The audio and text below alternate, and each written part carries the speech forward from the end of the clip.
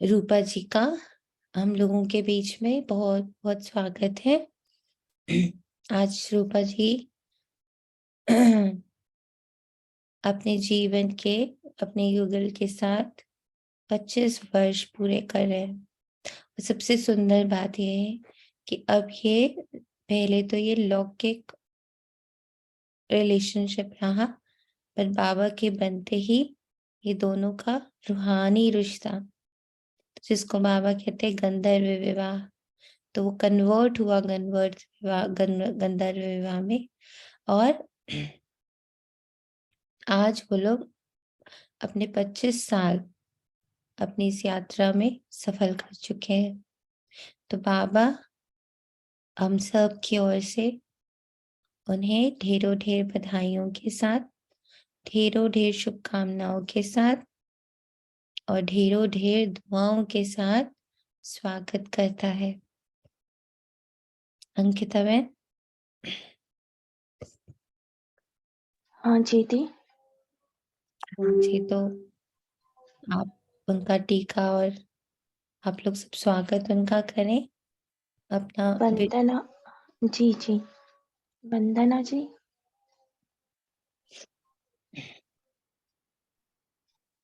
जी दीदी।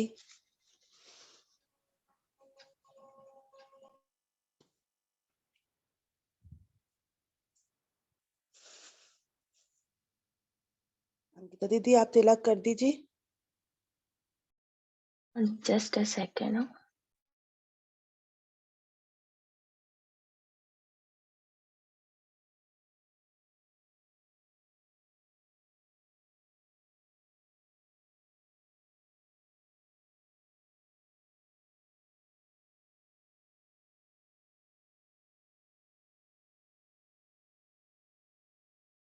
है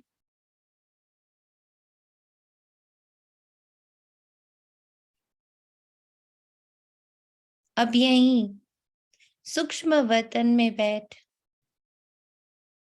सभी इस दिव्य भोग का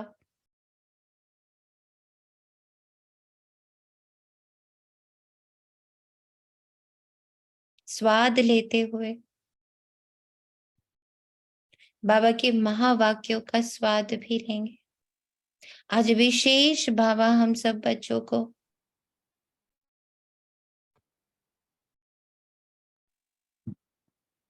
अपना युगल बनाए। युगल की सही परिभाषा, इस संबंध की पवित्रता, इस संबंध की शक्ति, इस संबंध का महत्व अपने महावाक्यों द्वारा समझाने आए। तो सभी सज्ज होते हैं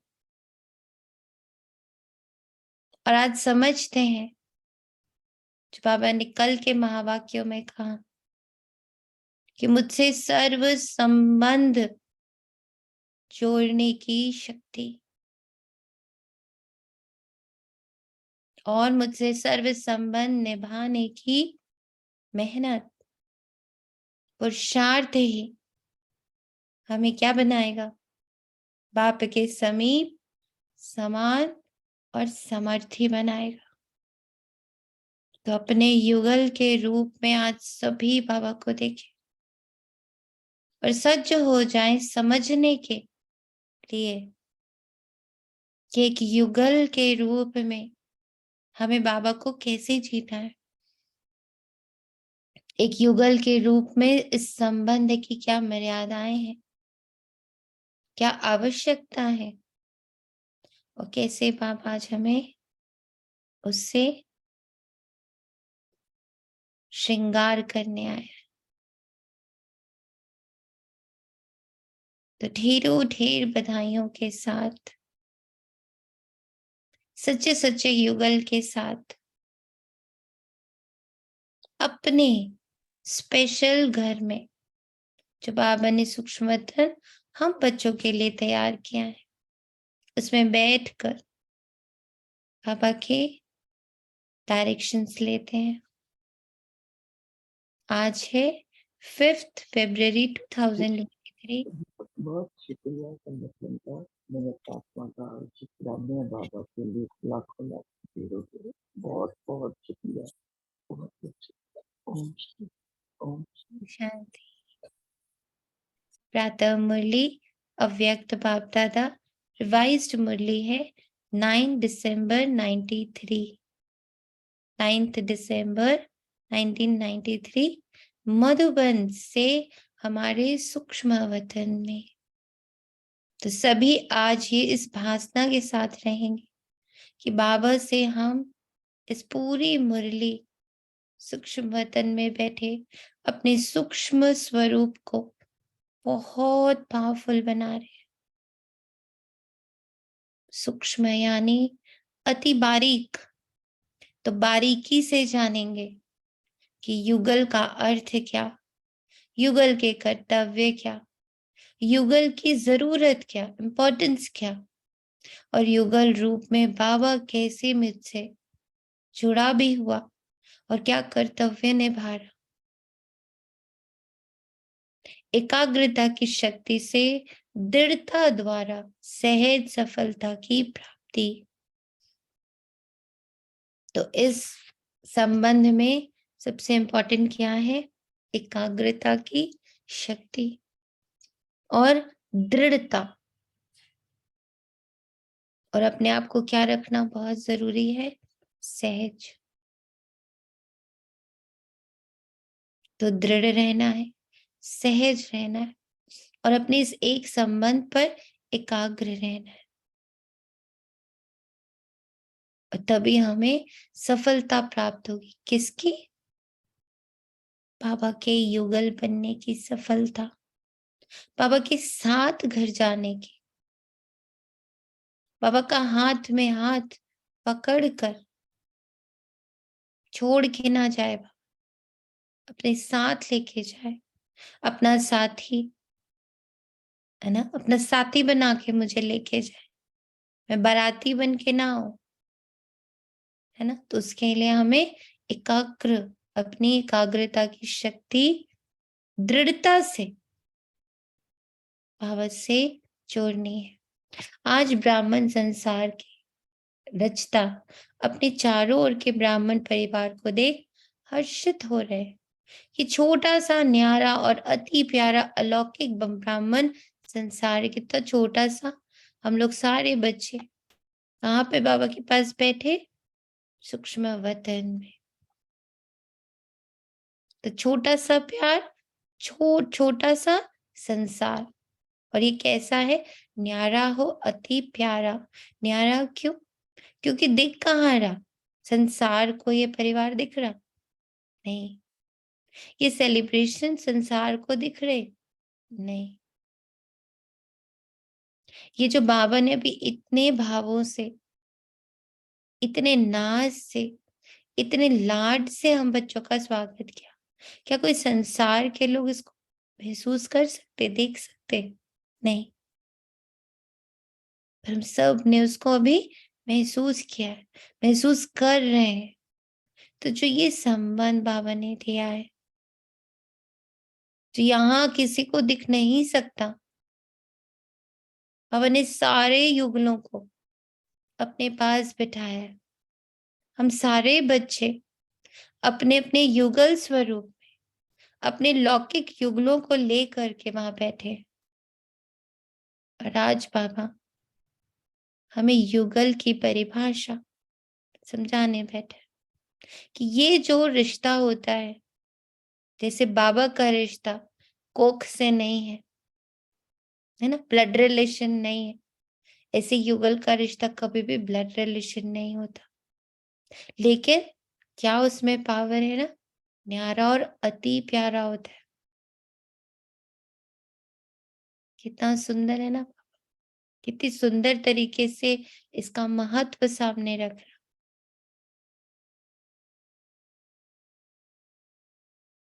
तो बाबा ने लौकिक युगल और अलौकिक युगल दोनों में ही युगल होने की क्या महत्व है वो समझाने बैठा है बाबा। सारे ड्रामा में अति श्रेष्ठ संसार है, क्योंकि ब्राह्मण संसार ही की हर गतिविधि न्यारी और विशेष है। ये जो ब्राह्मण युगल बने हैं ना, इनकी अब जो गतिविधियां हैं, हर विधि यहाँ पर कैसी है? न्यारी और विशेष। इस ब्राह्मण संसार में ब्राह्मण आत्माएं भी विश्व में से विशेष आत्माएं हैं, इसलिए ये ही विशेष आत्माओं का संसार है। हर ब्राह्मण आत्मा की श्रेष्ठ वृत्ति, श्रेष्ठ दृष्टि और श्रेष्ठ कृति विश्व की सर्व आत्माओं के लिए श्रेष्ठ बनाने के निमित्त है। कैसे? एक एक युगल को बाबा अपनी पवित्रता से तैयार कर रहा है, कैसे उसको नया स्वरूप दे रहा है। सभी महसूस करते जाए कि जो बाबा रूपी युगल हमसे जुड़ा है, वो कैसे हमारे, कहते हैं ना, जब हम कोई चीज लौकिक में करते तो उसका डायरेक्ट इम्पैक्ट हमारे इस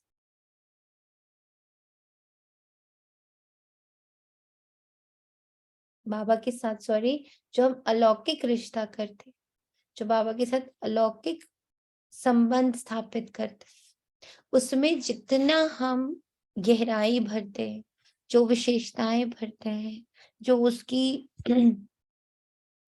उसकी श्रेष्ठता है, उसको धारण करते जाते हैं, उसकी वृत्ति, उसकी दृष्टि, उसकी कृति को हम धारण करते जाते हैं ना, जिससे बाबा को युगल बना, तो उसकी एक विशेष वाइब्रेशन है, उसके पीछे का एक प्यारा सा इंटेंशन है।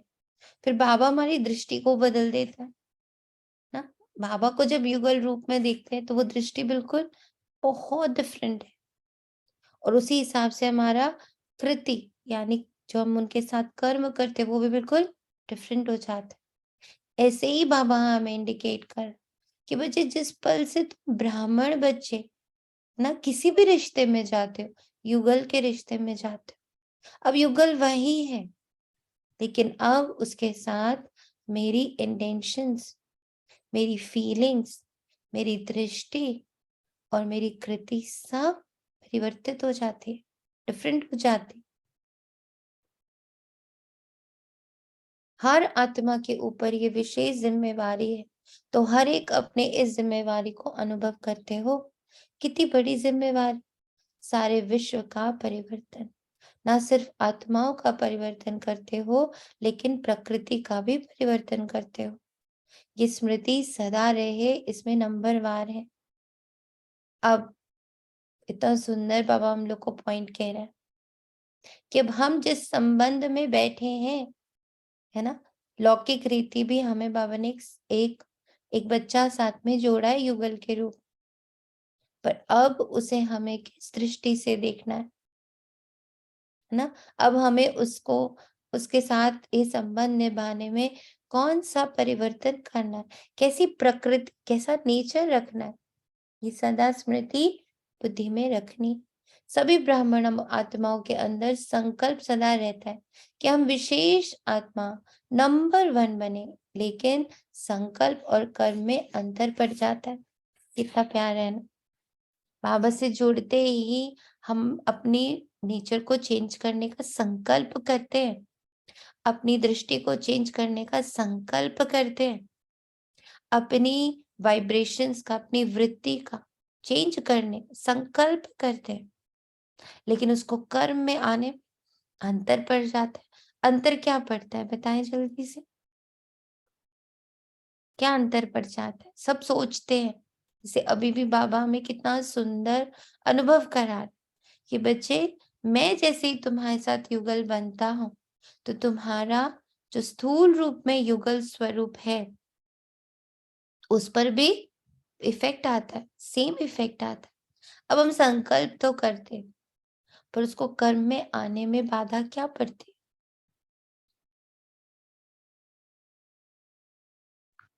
ओम शांति। ओम शांति। दृढ़ निश्चय, निश्चय का, अच्छा, और आलस, इजीली अलबेलापन। वो ठीक है, लेकिन यहाँ पे क्वेश्चन अलग है। यहाँ पे क्वेश्चन ये है, मैंने संकल्प में, जैसे अभी बाबा ने हम लोगों से कहा कि बच्चे जैसा तुम्हारा और मेरा युगल स्वरूप है, नाउ एग्जैक्टली वैसा ही पवित्र, वैसा ही गुड वाइब्रेशन वाला, गुड दृष्टि वाला, गुड कृति वाला अब रिलेशनशिप तुम्हारा लौकिक का भी है। क्योंकि आज हम लोग युगल रूप में बाबा के साथ बैठे हैं ना, तो बाबा ने दोनों युगल इमर्ज करे हुए, एक मैं और बाबा युगल, और दूसरा जो लौकिक में बाबा ने हमें युगल पकड़ा है।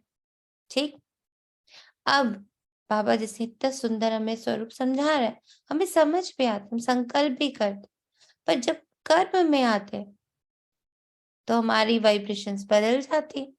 कारण क्या? स्मृति स्मृति भूल और जाती। स्मृति और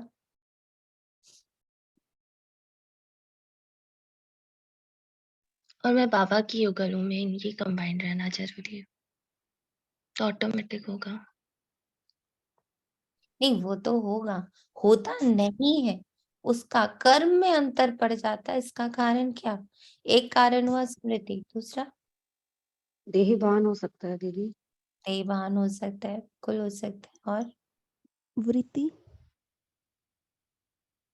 हाँ, मतलब वही तो बात बोले, कर्म में वृत्ति में क्या अंतर पड़ जाता है, इसका कारण क्या है? अंतर तो पड़ ही जाता है, कारण क्या? कि दृष्टि का उसको में देख नहीं पाते उस रूप में। क्यों नहीं देख पाते, यही तो अनुभव नहीं करते ना, फील नहीं करते। उनके देह या देखती है या तो मतलब अभी याद करिए, हम सब धरा पर किस कारण से जुड़े?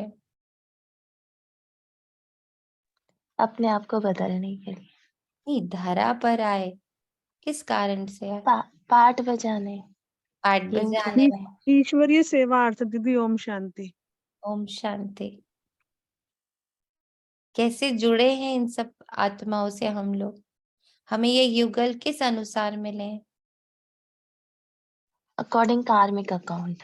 यस, हम सब कर्म से जुड़े हुए हैं, कार्मिक से जुड़े हुए हैं, है ना। इसीलिए हम किसी के युगल हैं, किसी के माता हैं, किसी के पिता हैं, किसी के बंधु हैं, किसी के सखा हैं, कर्म से जुड़े हैं ना।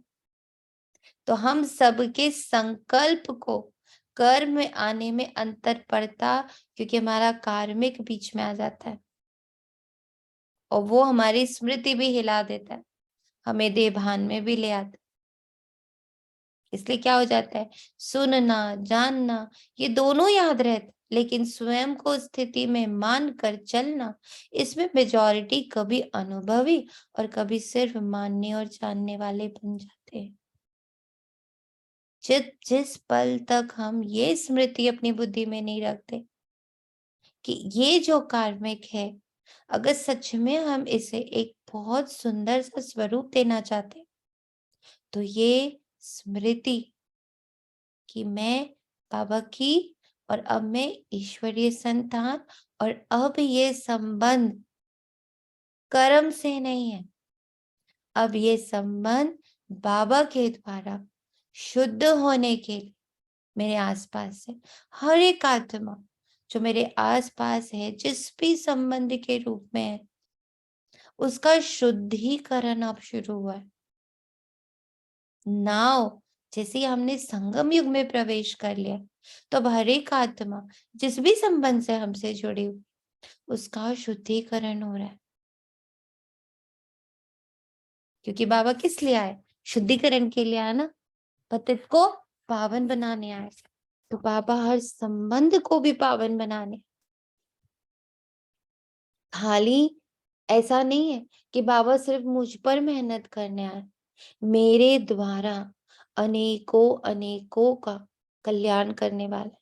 तो सबसे पहले जो आत्माएं संबंध रूप में हमसे जुड़े हैं, जो बहुत ही क्लोजली हमसे अटैच्ड है, जो कार्मिक बहुत स्ट्रांग, हम लोग ने कई बार सूरज भाई और सभी अपने जो वरिष्ठ हैं, कई बार ब्रह्मा बाबा ने भी ये बात कही, मम्मा ने भी कही, कि जो जितना क्लोजेस्ट हमारे बैठा हुआ है ना, एकदम क्लोजेस्ट, माँ पिता भाई बंधु भाई बहन, संतान, युगल, ये सारे जितने जो क्लोजेस्ट हैं वो हमारे सबसे बड़े कार्मिक हैं।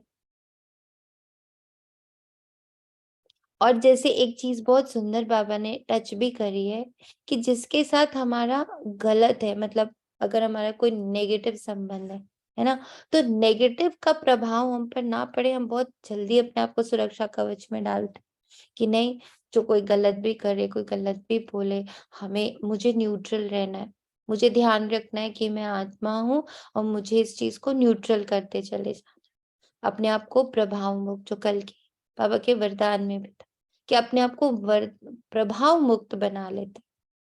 तो जब कहीं से नेगेटिव आ रहा है, हम प्रभाव मुक्त पर वर्क करते हैं, बड़े अटेंटिव हो जाते हैं, बड़ा ध्यान रखते हैं, पर एक जगह पर हम बहुत कैजुअल होते हैं। कौन सा वो वाला है बताइए? वो कौन सा कार्मिक है, वो कौन सा ऐसा भाव है जब आ रहा होता है तो हम उसके लिए न्यूट्रल होने का नहीं सोचते।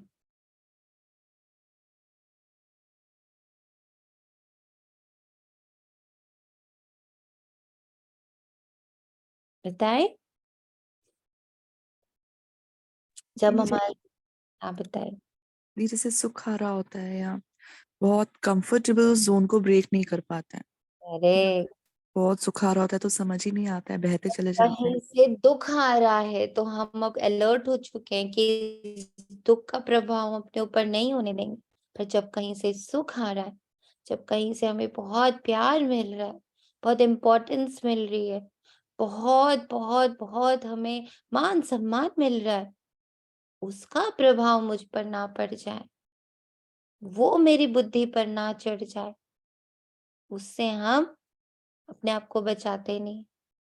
कभी ऐसा होता है कि कोई हमें बहुत प्यार कर रहा हो और उसका प्रभाव मुझ पर ना पड़ रहा हो? ऐसा ध्यान दिया है हमने कभी कि कोई मुझे बहुत इम्पोर्टेंस दे रहा है, कोई मुझे बहुत प्यार कर रहा है, कोई मुझे बहुत मान सम्मान दे रहा है, किसी के लिए मैं बहुत खास हूँ, इस बात के प्रभाव से मैं अपने आप को अलग रखती हूँ। ऐसा हम लोग ध्यान दे पाते हैं? देते हैं? जी, अलग भी रखना चाहे ना तो ऐसा लगता है कि मैं सामने वाले के साथ गलत कर रही हूँ, का हार्ट ब्रेक कर रही हूँ। मतलब या तो इग्नोर मोड में चली जाऊंगी या फिर ऐसे थॉट्स में चली जाऊंगी यही कि तो ध्यान देना है ना। Neutral balance. होने का मतलब क्या होता है?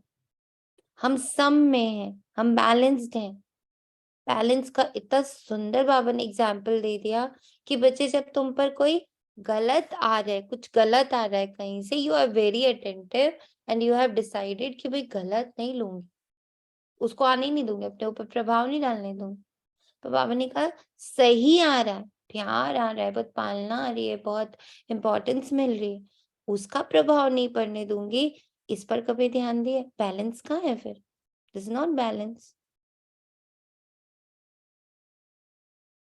तो ये बहुत छोटी-छोटी चीज़ें हैं जो हमें अपने आप को बैलेंस बनाने के लिए, अपने आप को सम बनाने के लिए, अपने आप को प्रभाव मुक्त बनाने के लिए, अपने आप को न्यूट्रल बनाने के लिए,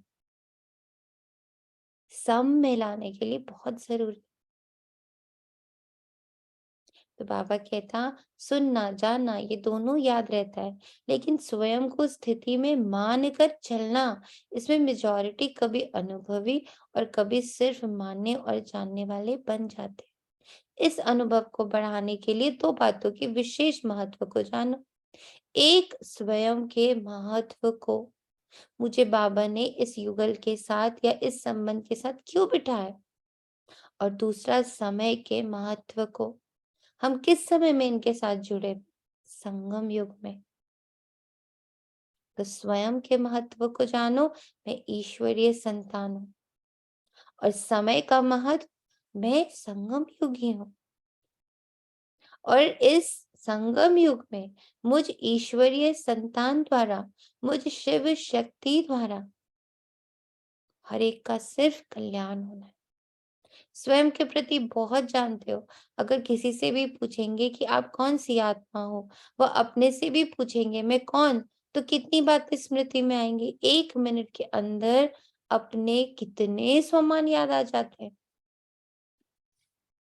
1 मिनट में कितने याद आते हैं? बहुत याद आते हैं ना। कितनी लंबी लिस्ट है स्वयं के महत्व की, तो जानने में तो बहुत होशियार हो, सभी होशियार हो ना। फिर अनुभव करने में अंतर क्यों पड़ जाता है? क्योंकि समय पर उस स्थिति की सीट पर सेट नहीं होते। जब वो इम्पोर्टेंस मिल रही, जब वो प्यार मिल रहा, या जब वो चैलेंज आ रहा, तो उस समय हम स्थिति की सीट पर सेट नहीं होते। अगर सीट पर सेट है तो कोई भी, चाहे कमजोर संस्कार, चाहे कोई आत्माएं, चाहे प्रकृति, चाहे किसी भी प्रकार की रॉयल आत्मा अपसेट नहीं कर सकती। जैसे शरीर के रूप में भी बहुत आत्माओं को एक सीट पर व स्थान पर एकाग्र होकर बैठने का अभ्यास नहीं होता, तो वे क्या करेगा? हिलता रहेगा ना। ऐसे मन और बुद्धि को किसी भी अनुभव की सीट पर सेट होना नहीं आता, तो अभी अभी सेट होगा, अभी अभी अपसेट हो जाए। शरीर को बिठाने के लिए स्थूल स्थान होता है, और मन बुद्धि को बिठाने के लिए श्रेष्ठ स्थितियों का स्थान है। तो बाप दादा बच्चों का यह खेल दिखते रहते, अभी अभी अच्छी स्थिति के अनुभव में स्थित होते, और अभी अभी अपनी स्थिति से हलचल में आ जाते। अभी अभी मैं मानती हूँ मैं ईश्वरीय संतान हूँ, और ये संबंध जो बाबा ने मेरे को लौकिक में दे रखा है, मैं इसका उद्धार करने के लिए बैठी हूँ। अभी अभी ये बात सोची, और अभी अभी क्या हो जाता, कार्मिक उछल के आ जाता, और हम धम से गिर जाते। तो हर पल इस संबंध में, मैं इस स्मृति में रहूं कि मेरे साथ साथ इस आत्मा का भी कल्याण हो रहा है। ये भी पवित्रता के महासागर में डूब रही है मेरे कारण। मैं वो जरिया बन रही हूँ, इससे इस आत्मा को भी क्या मिल रहा है? पवित्रता की पालना मिल रही। तो इस संबंध को कैसे जीना है, देखो बाबा कैसे हमें सिखा रहा है। जैसे छोटे बच्चे चंचल होते हैं, तो एक स्थान पर ज्यादा समय टिक नहीं सकते।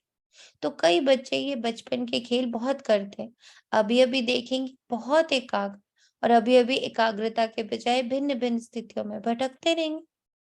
तो इस समय विशेष अटेंशन चाहिए, मन और बुद्धि सदा एकाग्र रहे। हर पल इस याद में रहे मन और बुद्धि कि मैं इन सभी आत्माओं का जो मुझसे जुड़ी है, संबंध के रूप में जुड़े हैं, उसमें मुझे ईश्वरीय संबंध की खुशबू भरनी है। जो कलयुग ने, रावण ने हमें जो उसके साथ संबंध बना के दिया है ना, जिसमें बड़ा मोह है, जिसमें बहुत एक्सपेक्टेशन है, जिसमें बहुत बहुत ज्यादा दर्द है, मैं अपने मन और बुद्धि को इस स्मृति में एकाग्र कर कि अरे अब तो मैं बाबा के साथ कंबाइन हूँ, और इस कंबाइंड स्थिति का जो प्रभाव है वो मेरे हर संबंध पे पड़ रहा है, उसे शुद्ध कर रहा है, परिशुद्ध कर रहा है, उसे सात्विक बना रहा है। ये एकाग्रता बहुत जरूरी है, तभी हमारे सारे ओम शांति। एक शून्यात्मा, अब मैंने सुबह मुरली नहीं पढ़ी थी ना कल पढ़ी थी, अभी आपके साथ ही बाबा पढ़वा रहा है, और एकदम इतना 2 बार से मन बुद्धि आ रहा है लाइन में। आज सुबह 4 बजे बाबा को लेटर लिखा। सबसे पहले बाबा से टचिंग यही हुई कि मैंने सोमान ये लिया कि मैं मन बुद्धि सहित शांत स्वरूप आत्मा हूँ। बाबा आज इस पर मुझे वर्किंग करनी है, और आप इस बात का पूरा आप ध्यान रखें। मेरे लेटर में आपको पढ़ के दिखा रही हूँ कि करना बाबा, मेरा हाथ अपने थामे रखना, और मेरी बात में बुद्धि किसी भी बात में मन हलचल में ना आए और बुद्धि ना चले। आपको संभालना है। अगर बच्चा फेल हुआ तो आप टीचर भी फेल हो जाएगा। आपको ध्यान रखना है इस बच्चे की मन बुद्धि का। आज मन बुद्धि सिर्फ और सिर्फ उस मन बुद्धि पर आपका हक है। आज मन बुद्धि सिर्फ सारा दिन आपकी ही रहेगी, आपको ही चलाना है। ये लिखा था मैंने आज सुबह। और शुक्रिया बाबा बाबा। जैसे यही वाले मैं एक शेयरिंग कर रही हूँ कि रोज जैसे बाबा से एक चित्र हम लोग लेते हैं, तो बाबा रोज एक चित्र दे रहा था। तो परसों के दिन क्या हुआ, मैं बाबा को बोल रही हूँ बाबा चित्र दो, तो बाबा चित्र बोल दे रहा है। अब मैं सोच रही हूँ, बाबा जब चित्र ही नहीं दे रहे, जब बाबा के पास बोलूं बाबा चित्र, तो बस चित्र बोल दे बाबा। समझ ना आया। दोपहर हो गई, बाबा आज कोई चित्र ही नहीं दे रहे, बाबा आज आप कोई पिक्चर ही नहीं दे रहे। फिर एकदम से बाबा बोले, चित्र, चित्र ही तो दे रहा हूँ, आज तो चित्र देखो, तुम एक चित्र में बैठी हुई हो, तुम उस चित्र को देखो, तुम उस मूवी को देखो। तो मैं चित्र चित्र बोल रहा हूँ।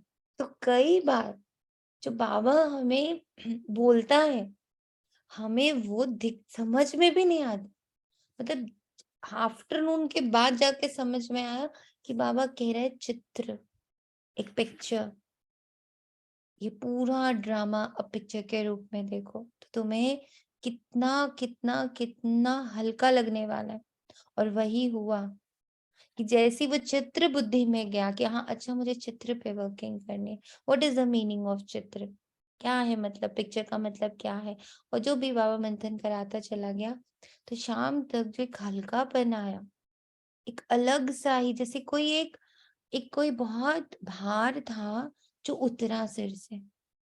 तो जितना हम मंथन करते हैं, जो भी बाबा हमें चित्र देता है, उस पर जब हम मंथन करते हैं ना, हम बस सिर्फ मंथन का मतलब नहीं पेन पेपर लेकर हम बैठ गए।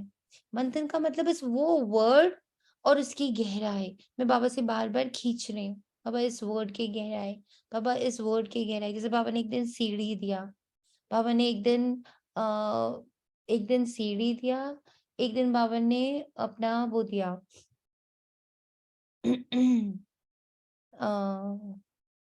क्या क्या था, सेकंड भूल रही हूँ, लिखता है देखती हूँ। लेकिन बाबा ने मुझे चित्र दिया ना, मुझे उसको समझने में कितना समय लग गया।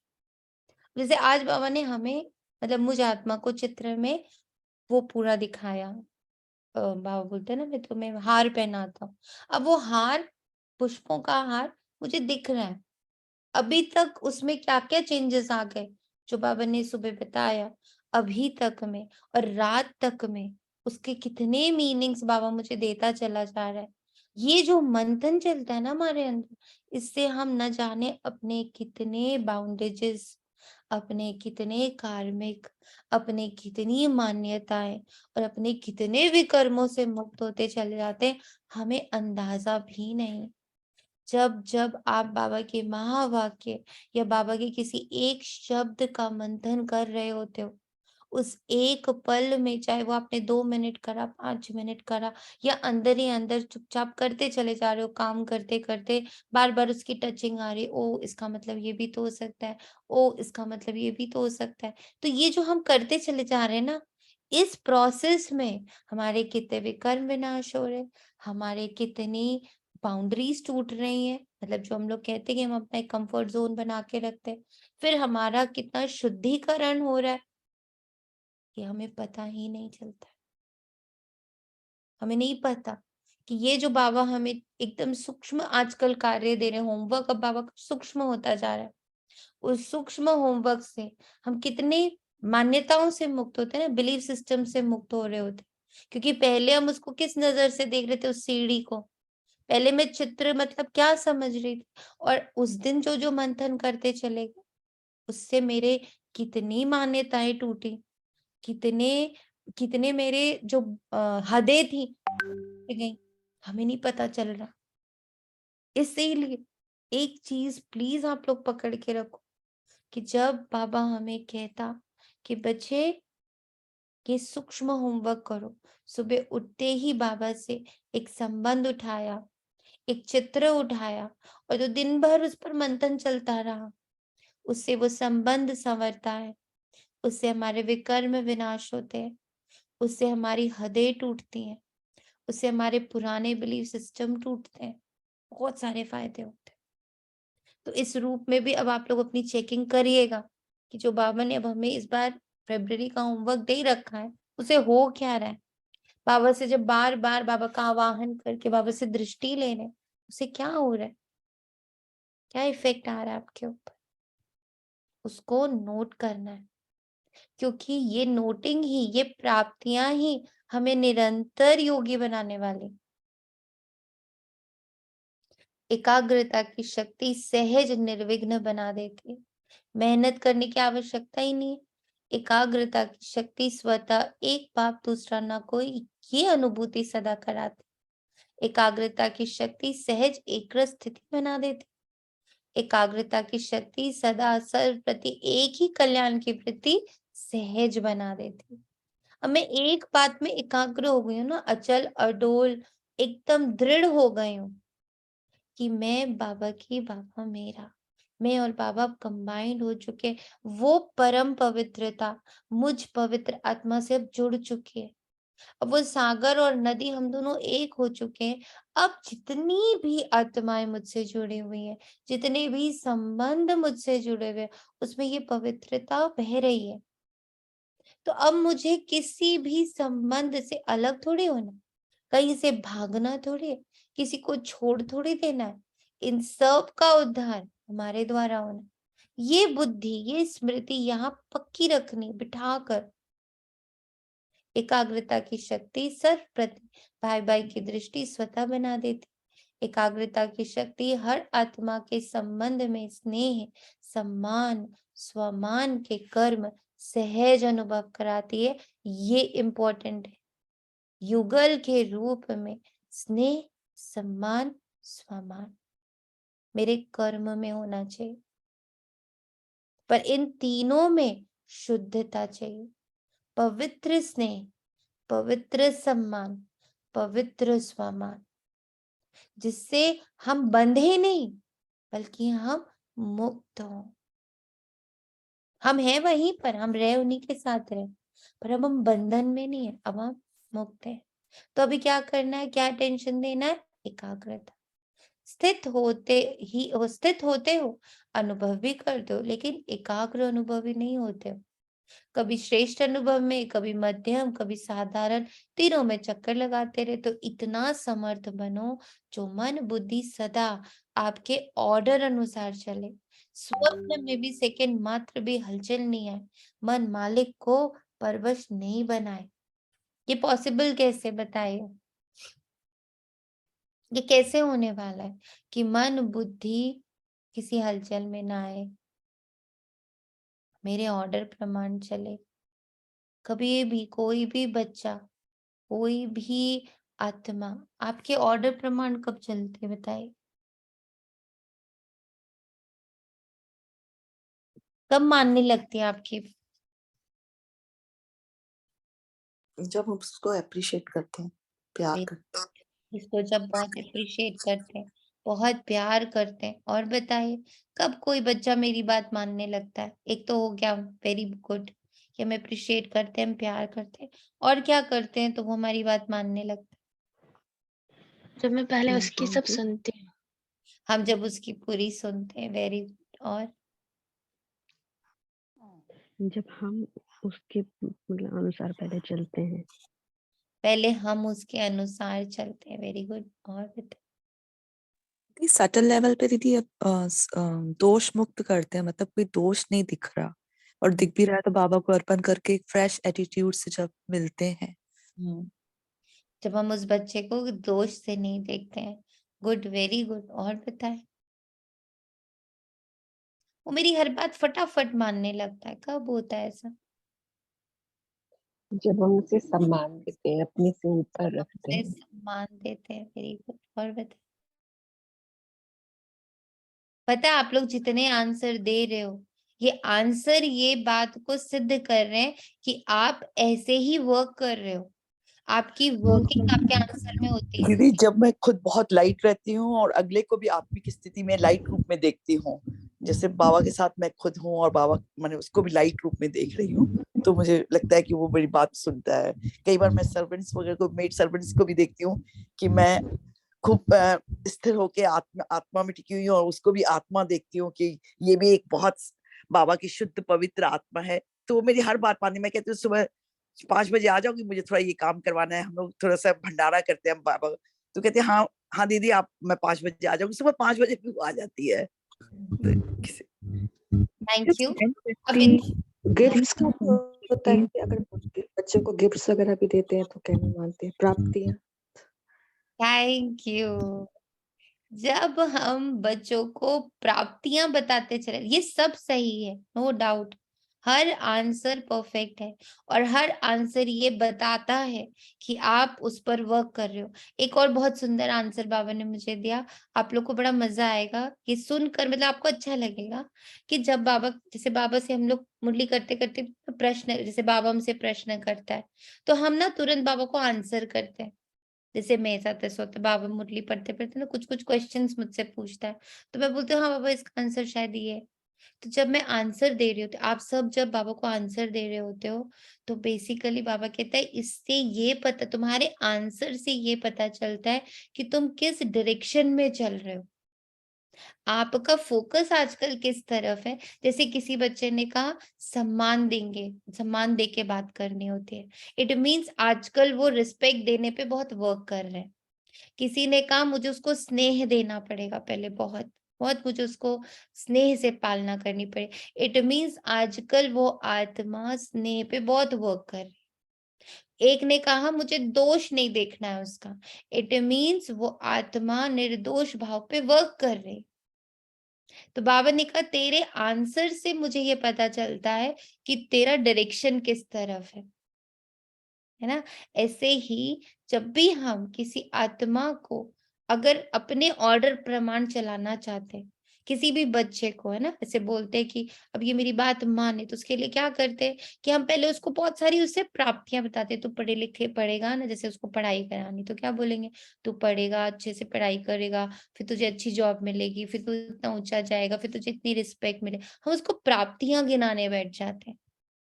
तुझे स्कूल में अवार्ड मिलेगा, तू क्लास में फर्स्ट आएगा, टीचर तुझे अप्रिशिएट करेगी, तुझे सब लोग बहुत प्यार करेंगे। अब now when are we are feeding that child कि इतनी तरह की प्राप्तियां तुम्हें हैं, वो ऑटोमेटिकली मेरी बात पर चलने लगता है। नॉट दिस ओनली, प्राप्तियां, सम्मान देना, उसको दोष भाव से मुक्त करके देखना, उसको अप्रिशिएट करना, उसको प्यार देना, ये सब मिलकर क्या करता है, उस आत्मा को या उस ऊर्जा को हमारे अनुसार चलने के लिए मजबूर कर देता है। ऐसे ही हमारा मन बुद्धि है। मन बुद्धि को जब हम प्राप्तियां गिनाएंगे, जब हम उससे प्यार से डील करेंगे, जब हम उसको दोष मुक्त देखेंगे, बार बार दोष नहीं देंगे मन को, ये मेरा मन तो एकाग्र नहीं होता, ये मेरा मन तो लगता ही नहीं, ये मेरा मन तो ऐसा है, नहीं, उसको अप्रिशिएट भी करना है कि ये मन तुम कितने मीठे हो ना, कितने प्यारे हो कि तुम अब मेरा साथ देते हो पाप समान, समीप और समर्थ बनने में। ऐसे ही बुद्धि को अप्रिशिएट कर रहे हैं, फिर उन्हें प्राप्तियां बता रहे हैं, उनका सम्मान कर रहे हैं, उन्हें बहुत स्नेह दे रहे हैं, तो ऑटोमेटिकली मेरे ऑर्डर प्रमाण चलेंगी। तो स्नेह ही वो रास्ता है, रिजेक्ट करके हम किसी को अपने साथ नहीं चला सकते। अगर किसी को हमें अपने साथ चलाना है तो I have to give that soul, that energy, है ना, सोल भी तो एक एनर्जी है। तो जितनी ऊर्जाएं हमारे आसपास है, मेरा मन, मेरी बुद्धि, मेरे संस्कार, मेरी कर्मेंद्रियां, मेरे संबंध, है ना, इन सब को अगर हम चाहते हैं कि मैं बाबा के ऑर्डर अनुसार इनको चलाऊं, तो उसके लिए क्या जरूरी है, उस ऑर्डर को इम्प्लीमेंट होने के लिए ये बाकी के सारे हमें सारी ऊर्जाओं को यूज करना पड़ेगा। लव, रिस्पेक्ट, प्यार, अप्रिसिएशन, देन दोष मुक्त वृत्ति, इस सब पर हमें वर्क करना पड़ेगा। तो अब आप लोग सब लोग अपना आंसर सोचिए कि अगर आपको ये क्वेश्चन आता, आप इसमें क्या आंसर देने वाले थे। It means you are working on that direction. तो आपको अपने लिए भी बहुत खुशी होगी कि अच्छा मैं इसी डायरेक्शन में वर्क कर रही हूँ। पापा कहता परवश आत्मा की निशानी अब समझे, उस आत्मा को उतना समय सुख, चैन, आनंद की अनुभूति चाहते हुए भी नहीं होगी। ब्राह्मण आत्मा कभी किसी के परवश नहीं हो सकती, अपने कमजोर स्वभाव और संस्कार के वश भी नहीं। वास्तव में स्वभाव शब्द का अर्थ है स्व का भाव। ब्यूटीफुल बाबा ना, स्व का भाव तो अच्छा होता है, खराब नहीं होता। स्व कहने से क्या याद आता है, आत्मिक स्वरूप याद आता है ना। तो स्वभाव अर्थात स्व प्रति व सर्व प्रति आत्मिक भाव। जब भी कमजोरी वश सोचते हो कि मेरा स्वभाव, मेरा संस्कार ही ऐसा है, क्या करूं, है ही ऐसा, ये कौन सी आत्मा बोलती है? ये शब्द व संकल्प परवश आत्मा के हैं, स्वमानधारी के नहीं है। तो जब भी ये संकल्प आए कि स्वभाव ऐसा है, तो श्रेष्ठ अर्थ में टिक जाओ। संस्कार सामने आए, मेरा संस्कार, तो सोचो क्या मुझ विशेष आत्मा के ये संस्कार है जिसको मेरा संस्कार कह रहे हो, मेरा कहते हो? तो कमजोर संस्कार भी मेरापन के कारण छोड़ते नहीं, क्योंकि यह नियम है, जहां मेरापन होता है वहां अपनापन होता है, और जहां अपनापन होता है वहां अधिकार होता है। तो कमजोर संस्कार को जब मैं मेरा बोल देती हूँ तो वो अपना अधिकार छोड़ता ही नहीं, इसलिए परवश होकर बाप के आगे अर्जी डालते रहते हो, बाबा छुड़ाओ, बाबा छुड़ाओ। चांदनी बहन आ गया बाबा का। बाबा छुड़ाओ, बाबा छुड़ाओ। बाबा कहते उसको मेरा बोलो ही नहीं, तो अपने आप छूट जाएगा। क्योंकि जैसे हम उसको मेरा बोलते हैं तो उसको लगता है अरे वाह, ये तो मुझे अपना मान रही है, और जैसे ही उसको लगता है ये मुझे अपना मान रही है तो वो अपने अधिकार में आ जाते हैं। देखो कितना सूक्ष्म है कि हम किसी भी चीज को ऊर्जा कैसे दे देते हैं, कितना शक्तिशाली कैसे बनाते हैं। कितना सुंदर बाबा ने विधि बताई है कि उसको तूने मेरा कहा, उसके अंदर अपनेपन की फीलिंग आई, और जहां अपनेपन की फीलिंग आई वो अधिकार में आ जाता है। अब हम लोग लौकिक में भी ये देख सकते हैं, हम सारे विकारों के साथ ये बात देख सकते हैं, और फिर यही बात हम अपने गुणों के साथ भी देख सकते हैं कि मेरा यही गुण है, मेरा यही गुण है, मेरा यही गुण है। तो धीरे धीरे वो गुण क्या होगा, अपने आप को शक्तिशाली बना लेगा, वो अधिकार ले लेगा कि अब पवित्रता ही रहेगी तुम्हारे साथ।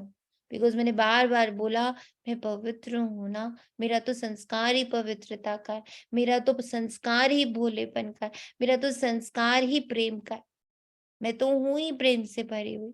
नाउ जैसे जैसे मैं प्रेम को ये एनर्जी दे रही हूँ, उसको बार बार मेरा मेरा मेरा मेरा कह रही हूँ, तो उसको अपनेपन की भासना आ रही है। प्रेम को लग रहा है अरे ये तो मुझे बहुत प्यार करती है, ये तो मुझे बहुत यूज कर रही है, तो धीरे धीरे वो अपना अधिकार स्थापित कर लेता है। Now I am not thinking कि मैं प्रेम स्वरूप, मुझसे प्रेम अपने आप बहने लगेगा, क्योंकि प्रेम ने अपना अधिकार जमा लिया मेरे ऊपर। तो नेगेटिव सेंस में और पॉजिटिव सेंस में, दोनों सेंस में बाबा की विधियों को समझना है। संस्कार शब्द कहते, याद करो कि ना अनादि संस्कार, आदि संस्कार ही मेरा संस्कार है, ये माया के संस्कार हैं, मेरे नहीं है। तो एकाग्रता की शक्ति से पर्वत स्थिति को परिवर्तन कर मालिकपन की स्थिति की सीट पर सेट हो जाओ। योग में भी बैठते तो सभी रुचि से, लेकिन जितना समय जिस स्थिति में स्थित होना चाहते हैं उतना समय एकाग्र स्थिति नहीं रहती। तो क्या करना है, किस बात को अंडरलाइन करेंगे, एकाग्रता में ही दृढ़ता होती है, और जहां दृढ़ता है वहां सफलता गले का हार है। अच्छा, चारों ओर के अलौकिक ब्राह्मण संसार की विशेष आत्माओं को, सदा श्रेष्ठ स्थिति के अनुभव की सीट पर सेट रहने वाली आत्माओं को, सदा स्वयं के महत्व को अनुभव करने वाले, सदा एकाग्रता की शक्ति से मन बुद्धि को एकाग्र करने वाले, सदा एकाग्रता की शक्ति से ही दृढ़ता द्वारा सहज सफलता प्राप्त करने वाले सर्वश्रेष्ठ, सर्व विशेष, सर्व स्नेही आत्माओं को बाप दादा का याद प्यार और नमस्ते। हम रूहानी बच्चों की रूहानी माता पिता बाप दादा को रूहानी बच्चों के रूहानी माता पिता बाप दादा को याद प्यार प्यार नमस्ते नमस्ते। बच्चों की रूहानी शुक्रिया बाबा बाबा, thanks a lot, thank you too much. शुक्रिया बाबा, शुक्रिया अब शुक्रिया। आप लोग सबसे एक क्वेश्चन है। आज हम लोग जब मुरली में बैठे तो बाबा ने एक तो हमें अपने युगल स्वरूप में, हम बाबा के साथ युगल हो गए, और फिर बाबा ने हमारे लौकिक युगल उन लोग को भी वहां पर इमर्ज किया। और आज बाबा हमें युगल की विशेषता बताने आए कि what is the meaning of युगल, what is the importance of युगल, एंड व्हाट इज द श्रृंगार ऑफ युगल। अब बताइए आपको क्या समझ आया कि एक युगल रूप में लौकिक और अलौकिक दोनों जगह पर आपको कैसे रहना है, क्या समझ आया युगल की भूमिका।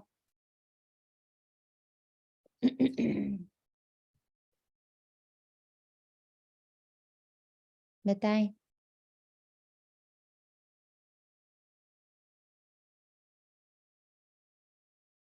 कुछ समझ नहीं आया, कैसे युगल बनने वाले हैं हम लोग? अब हमें युगल के साथ कैसे रहना है? ओम शांति दीदी। ओ, दीदी ओम दुख सुख में न्यूट्रल रहना है। दुख सुख में न्यूट्रल रहना है। Very good. और बताएं मीनाक्षी। दीदी एक दूसरे के प्रति सम्मान की भाव। एक दूसरे के प्रति सम्मान की भावना। करेक्ट। जो हम देंगे वही हमें मिलेगा, तो जो हमें वही देना है जो हमें दूसरे से चाहिए। ओके, हम जो देंगे वही मिलेगा, इसलिए हमें वही देना है जो हमें दूसरों से चाहिए। गुड। और बताइए। एक दूसरे के भाव को समझना, मतलब एक दूसरे के भाव को समझना। और मुझे तो ये सबसे ज्यादा लाइन टचिंग, ये ब्लड रिलेशन नहीं होता है, ऐसे ही बाबा से भी कोई ब्लड रिलेशन नहीं, पर कितना न्यारा और प्यारा ये रिश्ता है। ये ये लाइन बहुत ही मतलब टच करेगी, ये भी मेरा कितना न्यारा और प्यारा रिश्ता है। good. ओम शांति दीदी, ये भी लाइन मतलब कितनी स्ट्रांग है ना, कि जो मुझे बाबा के साथ जोड़ के रखेगी कि मेरे आसपास जो भी रिलेशंस हैं वो एक्चुअल में सुधार के लिए है, उन बाबा के द्वारा उनका सुधार, उनका शुद्धिकरण होना है। ये चीज बहुत लाइक अच्छी है, मतलब ये साक्षी और बैलेंस बनवाने में बहुत ही प्यारी लाइन है, मेरी स्मृति रहेगी। Very good, very good. Thank you. और बताएं। ओम शांति दीदी दीदी। नो मेरे एक्सपेक्टेशन। No expectation. हाँ जी। और निस्वार्थ कर्म करेंगे और फल की इच्छा बाबा पे छोड़ दें। निस्वार्थ कर्म करेंगे। करेक्ट। ओम आज शांति दी, मैं बाबा के साथ कंबाइंड ऐसे युगल फॉर्म में हूँ, तो मेरे द्वारा ही वो रस भी सर्व संबंधों में जा रहा है। मुझे ये टच हुआ था और यही लिखा है।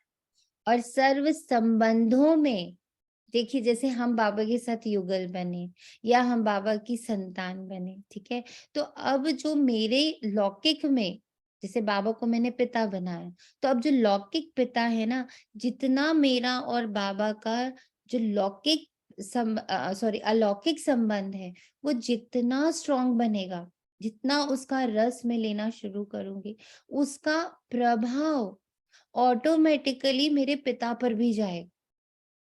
ये इतना सुंदर बाबा ने वो कॉर्ड दिखाया ना, कि तुम जैसे मुझसे जिस कॉर्ड से जुड़ोगे, उस कॉर्ड का डायरेक्ट असर जो लौकिक में बैठे हुए ना उस पर जाएगा। ओम शांति सोनिया आत्मा, इस पे मैंने 2-3 बार बहुत अच्छे से अनुभव किया है अपने, मतलब जब से जिस रिश्ते से मैं बाबा को उसको संबंध बनाती हूँ, वही रिश्ता मेरा लौकिक में बहुत मधुर होता जाता है। यस, थैंक यू निशित जी, यही इम्पोर्टेंट है। ये मेरा बहुत, मतलब मैं काफी बार मैंने बहुत फील करती हूँ इस चीज को। Correct, correct. हम लोग एक्चुअली बाबा की जो टेक्निक है ना, उसको समझने में जब नाकामयाब होते हैं ना, तब हम लौकिक अलौकिक को अलग करके चलते रहते हैं। हम दोनों, बाबा आया है दोनों चीजों को मर्ज करने के लिए, कि तुम्हारी अलौकिकता का इफेक्ट तुम्हारे लौकिक पे आएगा। तुम जितने अलौकिक संबंध में पक्के होते जाओगे, उसका सारा जो भार है, उसकी जो सारी नेगेटिविटी है, वो सारी बाबा सक कर लेता है।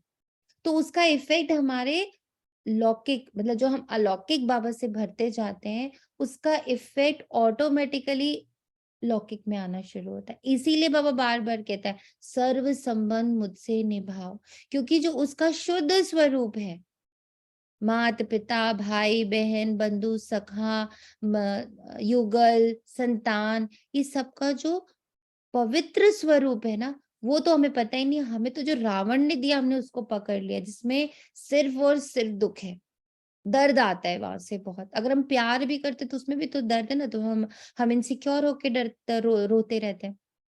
अगर हम किसी को बहुत प्यार करते हैं या कोई मुझे बहुत प्यार करता है, तो वहां इनसिक्योरिटी होती है, खो जाने का डर होता है। तो सारा अशुद्ध है, जो कुछ भी हमें रावण ने दिया है ना, वो पूरा अशुद्ध है। चाहे कितने ही मीठे संबंध है, चाहे कितने ही मधुर दे, लेकिन उसमें सिर्फ अशुद्धि है, क्योंकि वहां से दर्द आ रहा है। कैसे पता चलता है कि वो अशुद्ध है?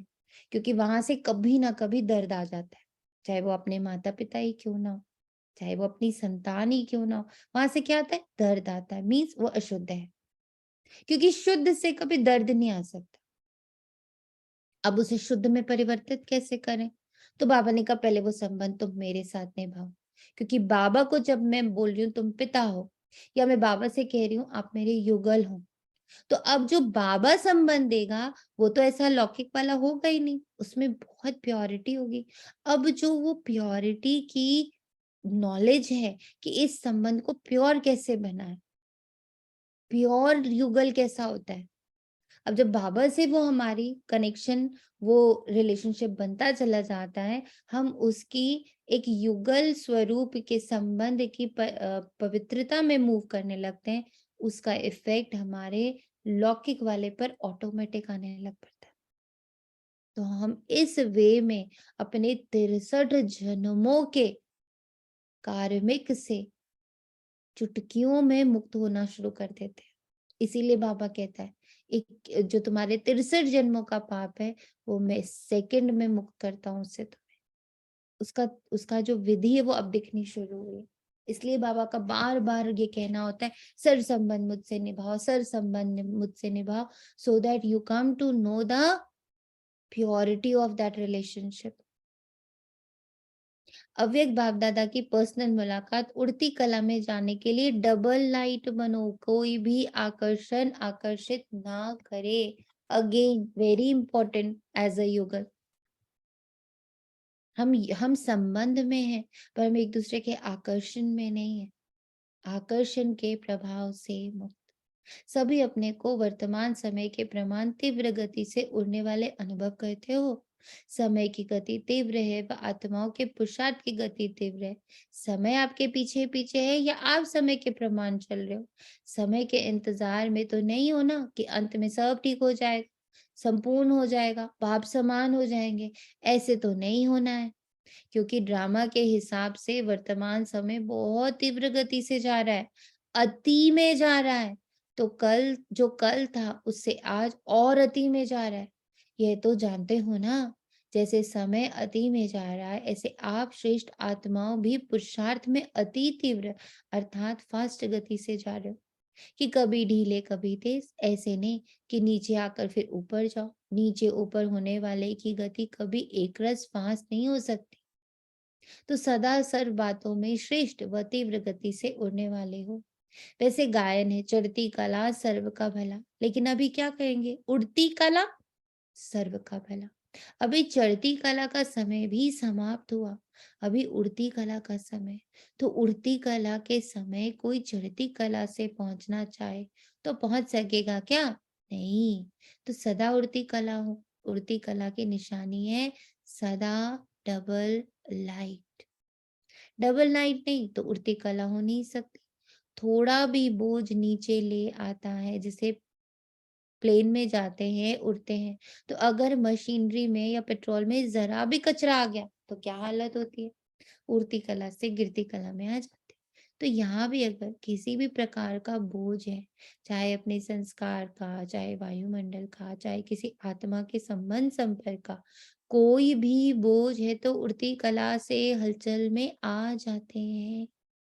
अब बताइए युगल के रूप में बाबा क्या सिखावनी दे रहा है?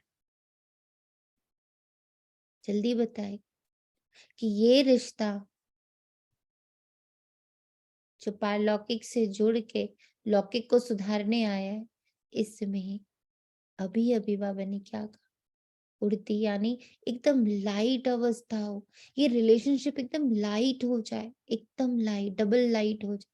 उसके लिए क्या जरूरी, क्या जरूरी है चेतना आत्मा? आत्मिक एक तो इस नष्टो मोहा होना है, बिल्कुल, मतलब कोई मोह कोई संबंध वो ना हो। मुझे लगता है जितना मैं आत्मा के रूप में आत्मिक स्थिति में उसको देखूंगी या उतना मेरा वो लाइट होता जाएगा। लास्ट वर्ड याद करिए, कौन बताएगा?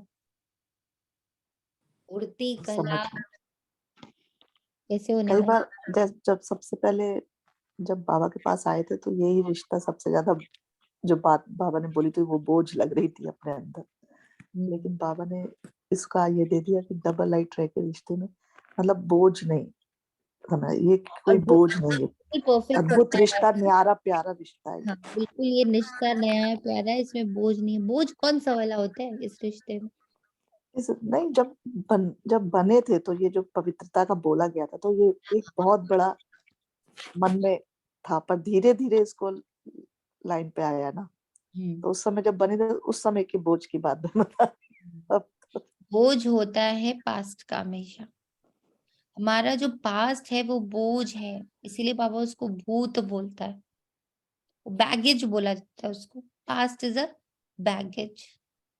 अगर मेरे मन में बार बार पास्ट चलेगा, ऐसा करा उसने, ऐसा करा उसने, ऐसे करते हैं वो, ऐसे बोलते हैं वो, तो मैं कभी भी डबल लाइट नहीं रह सकती। फिर भारीपन आ जाता है ना। भारीपन आ जाता है। इसीलिए बोझ मुक्त उड़ती कला हम तभी हो सकते हैं। पहले बोझ को तो समझे कि किस बोझ से मुझे मुक्त होना है। प्लीज मुरली को अब जीना शुरू करना बहुत जरूरी है बच्चों। नहीं तो हम लोग ऐसे ही रह जाएंगे, हम कहते रह जाएंगे हाँ बाबा, हाँ बाबा, हाँ बाबा। उड़ती क्या, चलती कला भी नहीं रह जाएगी। उड़ती तो बहुत दूर की बात, पैदल चलने वाले भी नहीं होंगे अगर हम हर बात को पकड़ेंगे नहीं। अब बाबा ने कहा बोझ है तो उड़ती कला नहीं, तो बोझ कौन सा है सोचना है ना। अब बाबा ने एग्जाम्पल दिया है, अपने संस्कारों का बोझ, वायुमंडल का बोझ, या किसी संबंध संपर्क का बोझ। तो अब चेक करना है ना, कौन से संस्कार का बोझ है, कौन से वायुमंडल का बोझ है, कौन से संबंध संपर्क का बोझ। का अर्थ क्या है, मेरे लिए बोझ क्या है। तो मैंने देखा मेरे लिए बोझ तो हमेशा पास्ट होता है। मैं पास्ट को बोलूं, कल इन्होंने मेरे साथ ऐसे बिहेव किया था, कल इन्होंने मुझे ये वाला जवाब दिया था, कल ऐसा हुआ था, पल भर पहले ऐसा हुआ था। ये बोझ है जो हमें उड़ने नहीं देता, हमें डबल लाइट होने नहीं देता। तो इवन अगर आज बाबा युगल के पार्ट में हमारे साथ चल रहा है, बाबा बताने आए हैं कि युगल रूप में अगर उड़ना चाहते हो, हल्के रहना चाहते हो, उड़ना मतलब हल्के रहना, तो बोझ हटाओ। और बोझ किसका है, पास्ट का, बहुत ज्यादा छोड़ते ही नहीं हम उसको। और क्या कहते हैं, मुझे पता है, मैं इनके साथ रह रही हूँ ना 20 साल से, मुझे इनका पता है। बोलते ही नहीं बोलते हर बात में, I know him, I know her. अरे दीदी, मुझे पता है ना वो कैसी है, वो कैसा है। बोझ साथ में लेके चल रहे, उड़ेंगे कैसे। वो कैसा है, वो रावण ने जो तुम्हें बताया है उसको नहीं पकड़ के चलना है। बाबा ने जो बताया वो कैसा है, वो सुख, शांति, पवित्रता, प्रेम, ज्ञान, आनंद, शक्ति से भरी हुई एक ऊर्जा है। ये पकड़ के मैं चल रही हूँ तो मैं उड़ रही हूँ। अब रावण ने बताया अरे नहीं, वो बड़ा स्वार्थी है, बड़ा ही मतलबी है, बार बार तुम्हें यूज करके फेंक देता है, उसका तो रोज का ही यही है, तुम पर डोमिनेट करता है, तुम पर शासन करता है, अपने हिसाब से तुम्हें चलाता है। बोझ है, उड़ने नहीं देगा। ये रिश्ता कभी डबल लाइट नहीं हो पाएगा। तो मुरली पढ़िए नहीं, मुरली को देखिए अपने जीवन में, ओ ऐसे हो रहा है बाबा, ओ ये है बोझ, अब इस पर मुझे ध्यान देना है।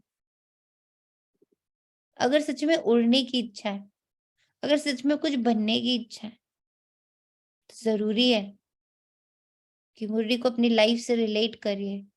हाँ पर ऐसा हो रहा है, करेक्ट है कि नहीं है। हम लोग युगल को जब लेके चलते हैं तो यही बोलते हैं ना, हम जानते हैं उनको 20 साल से, हम जानते हैं उनको 20-25 साल से, हम जानते हैं उनको इतने सालों से, हमें पता है उनका, वो क्या सोचते हैं, वो क्या खाते हैं, वो क्या पीते हैं, वो किसके लिए क्या करते हैं, उनका भाव कैसा है, स्वभाव कैसा, मुझे सब पता है। ये लाइन बोलते कि नहीं बोलते सबके साथ। और जब पता है तो बोझ है। और ये पता आपको किसने दिया है, ये पता रावण और माया ने दिया है। देन है ये, माता पिता हमारे थे ना वो कलयुग के, उन्होंने हमें देन में दिया है कि बच्चे पति ऐसे होते हैं, पत्नियां ऐसे होती हैं।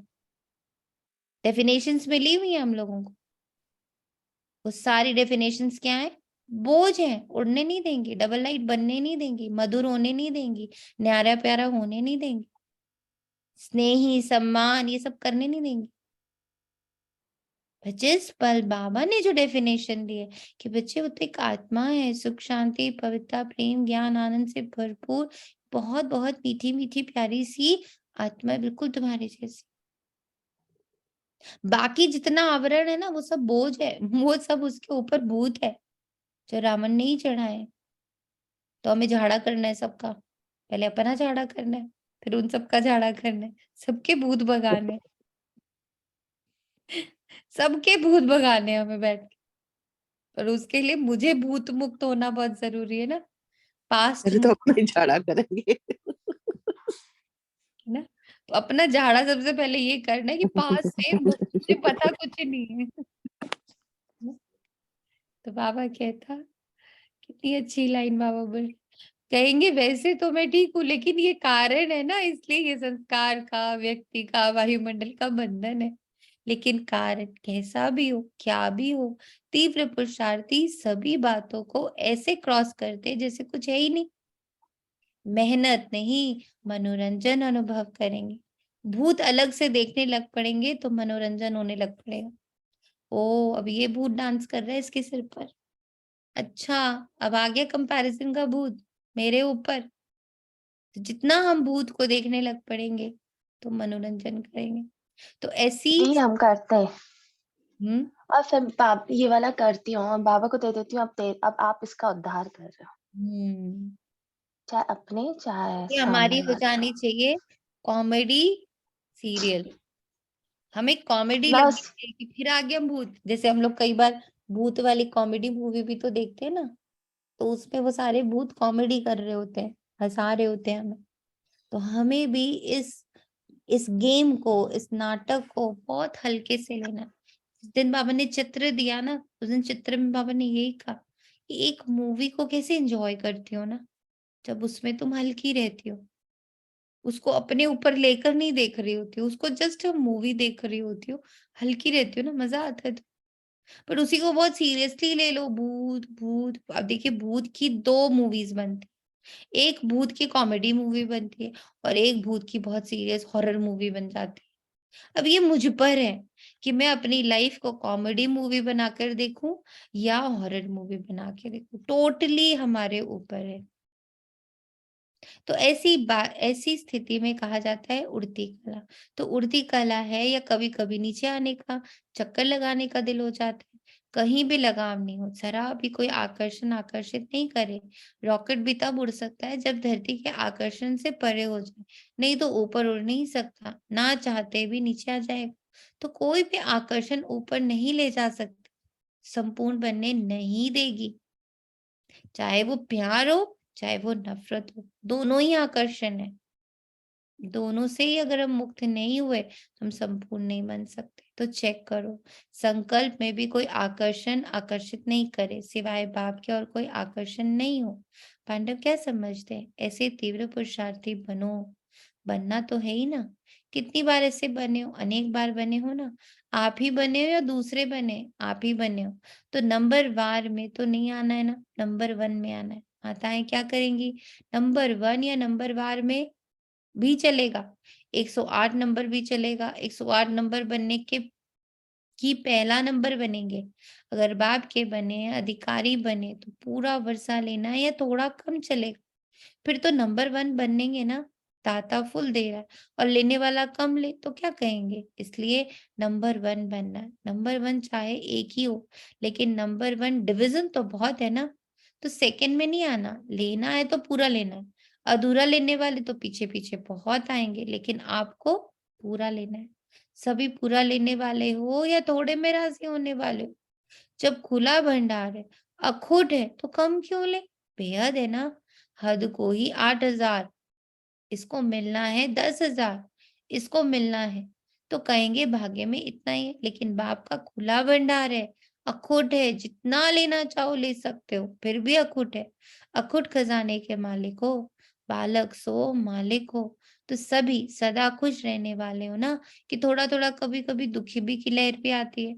दुख की लहर स्वप्न में भी नहीं आ सकती, संकल्प तो छोड़ो, लेकिन स्वप्न में भी नहीं आ सकती। इसको कहा जाता है नंबर 1। तो क्या कमाल करके दिखाएंगे, सभी नंबर 1 आकर दिखाएंगे ना। वैसे भी दिल्ली को दिल कहते हैं, तो जैसा दिल होगा वैसा शरीर चलेगा। आधार तो दिल होता है ना। दिल है दिलाराम के दिल, तो दिल की गद्दी यथार्थ चाहिए ना, नीचे ऊपर नहीं चाहिए। तो नशा है ना कि हम दिलाराम का दिल है।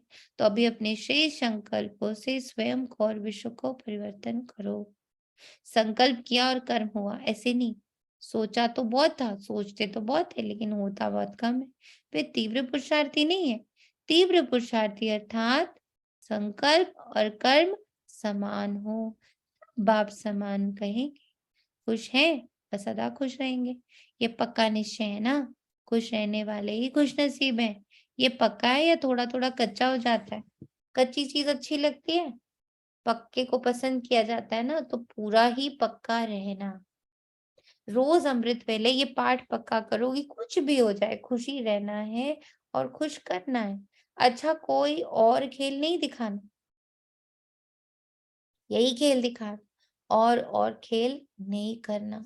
अच्छा, आज का वरदान है, भाग्य और भाग्य विधाता बाप की स्मृति में रहे, भाग्य बांटने वाले फाक दिल महादानी भव।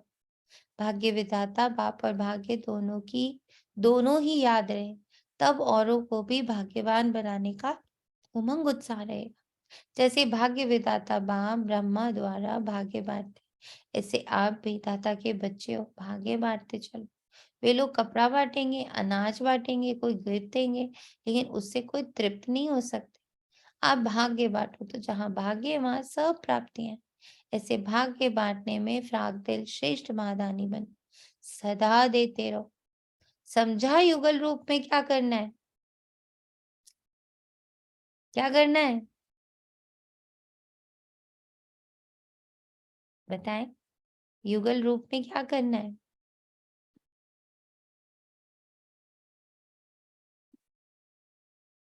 कहाँ गए सभी बच्चे?